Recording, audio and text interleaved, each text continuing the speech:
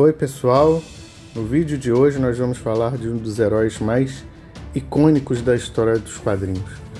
Eu acho que ele, junto com o Super-Homem, são os que melhor simbolizam a história dos quadrinhos, de todas as HQs de uma maneira geral. Vamos falar do Capitão América. Ele é muito importante no sentido até de liderança, depois com os Vingadores e etc. E por ser um símbolo americano, tem todo um contexto histórico por trás da criação do Capitão América, é isso que nós vamos falar nos próximos capítulos. Bom, dando uma ideia de história no momento em que o Capitão América foi criado, mais ou menos por volta da década de 40, contando um pouco da história da época. Em 1941, então, ocorre o ataque japonês a Pearl Harbor, a base militar norte-americana localizada no Havaí. Após esse ataque, os Estados Unidos entraram oficialmente na Segunda Guerra Mundial. Na vida real foi assim, mas nos quadrinhos os norte-americanos, os super-heróis, já estavam lutando contra as potências do eixo. Lembrando que as potências do eixo naquela época eram a Alemanha nazista, a Itália fascista e o Japão de Hirohito.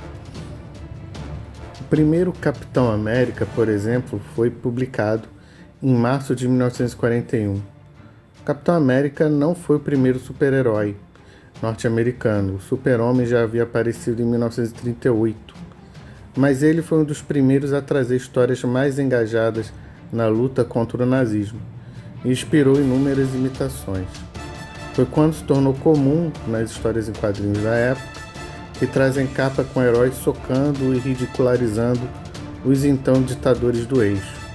Hitler e seus aliados, Mussolini, ditador italiano da época, Tojo, primeiro-ministro japonês na época, responsável pelo ataque a Pearl Harbor, e então primeiro imperador japonês Hirohito. Criou-se então o Caveira Vermelha, um super-vilão nazista criado pela dupla de desenhistas Jack Kirby e Joe Simon. O Capitão América tinha como seu principal inimigo o Caveira Vermelha, que na verdade era um super-vilão nazista na época. No entanto, na aparência, o Capitão América era muito mais parecido com o ideal de raça pura dos nazistas do que o Caveira Vermelha. Era alto, forte, olhos azuis e por debaixo das máscaras seu cabelo era loiro, ou seja, o padrão de beleza nórdica que Hitler tanto admirava. Na vida real, os nazistas jamais teriam como símbolo um soldado que usasse uma máscara em forma de caveira, até porque em suas peças de propaganda os nazistas gostavam de retratar a si mesmo como belos em si.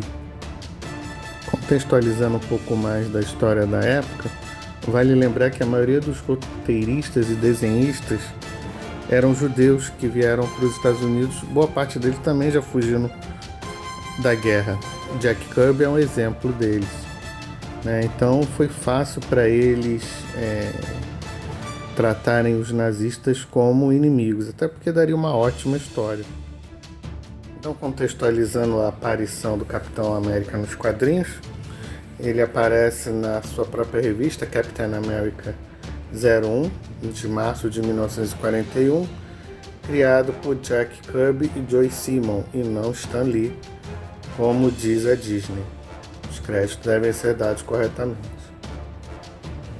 Contando um pouco da história do Capitão América, Steve Rogers era um rapaz franzino que durante a Segunda Guerra Mundial tinha como maior sonho servir os Estados Unidos na luta contra os nazistas. Mas a sua saúde era frágil e seria um eterno empecilho se o rapaz não aceitasse participar de um experimento que poderia transformá-lo em um novo homem. Rogers foi inoculado com o soro do super soldado e ganhou músculos e alta estatura quase que imediatamente. Infelizmente, o plano de criar um exército de super soldados foi por água abaixo quando o atentado nazista matou o criador do soro, Dr. S. Quinn, que deixou Rogers como o único exemplo desse projeto chamado Projeto Renascimento. Graças à sua aptidão física e ao intenso treinamento, Rogers foi transformado pelo governo norte-americano no Capitão América, um herói mascarado que serviria de inspiração patriótica aos soldados aí do Tio Sam. Graças à sua coragem e inteligência, o Capitão América tornou-se um grande herói e realizou arriscadas missões ao lado de seu parceiro, o jovem Buck Barnes. Infelizmente, uma missão contra o Barão Zemo, Buck morreu em uma explosão e o Capitão América foi dado como morto, quando na verdade foi congelado e permaneceu em animação suspensa. Após décadas, ele foi encontrado pelos Vingadores, a principal equipe de heróis aí do universo Marvel, e tornou-se um dos seus principais membros e até líder da equipe em inúmeras missões. Isso é bem retratado aí nos cinemas. Mas vale lembrar que o Capitão também tem uma carreira solo e já salvou o mundo em diversos perigos e em muitas ocasiões, sozinho ao lado de seus parceiros, como o Falcão e o Buck, que não morreu, afinal de contas ele voltou à ação como Soldado Invernal. Essa aparição de Buck ela é bem retratada também no filme.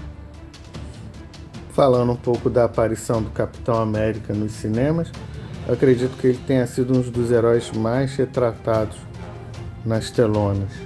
A primeira edição foi em 1944. Foi um seriado norte-americano estrelado por Dick Percival. Em 1990 foi lançado o filme Capitão América, estrelado por Matt Salinger, no papel de capitão. Entretanto, esse filme nunca foi aos cinemas e acabou ficando apenas na versão VHS na época e hoje na versão DVD. Vale lembrar que essa versão de 1990, para mim, é a versão que mais bem retrata os dos quadrinhos, a versão dos quadrinhos. Ele é bem, se não parecida, é igual à vestimenta dos quadrinhos. Trazendo mais para a atualidade, no universo cinematográfico da Marvel, o personagem é interpretado por Chris Evans, e o primeiro filme é o Capitão América, o Primeiro Vingador. Na adaptação, o Capitão América utiliza 3 uniformes.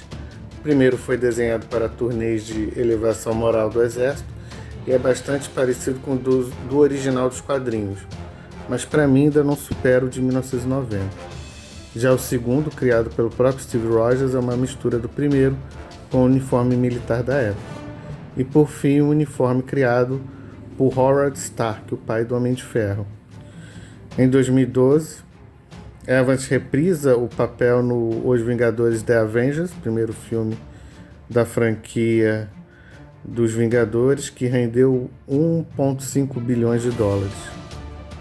A continuação do primeiro Vingador foi lançada em 2014, com o título Capitão América 2, o Soldado Invernal. E mais tarde, Vingadores e a Era de Ultron de 2015. Mais tarde, tivemos a versão Capitão América Guerra Civil de 2016. Evans também faz uma pequena participação no filme lançado em 2013, Thor: O Mundo Sombrio, como uma ilusão criada por Loki. Ele aparece novamente também em Homem-Aranha de Volta ao Lar. Chris Evans volta a aparecer mais uma vez em Vingadores de Guerra Infinita, onde o Rogers deixou de ser o Capitão América após o evento da Guerra Civil, e durante o filme ele adota a identidade de Nômade, bem conhecido nas histórias de quadrinhos. Evans interpretou pela última vez o Capitão América em Vingadores Ultimato, onde, depois do funeral de Tony Stark, no final do filme, ele volta no tempo, entrega as joias do infinito para suas respectivas linhas do tempo, mas decide viver a sua vida com Peggy Carter em 1943. Já idoso na linha do tempo original, Rogers entrega seu escudo para Sam Wilson, que provavelmente deve ser o novo Capitão América. Oi, espero que tenham gostado. Se gostaram, curtam, inscrevam-se, compartilhem com seus amigos. Esperamos vocês nos próximos vídeos, viu? Tchau, tchau!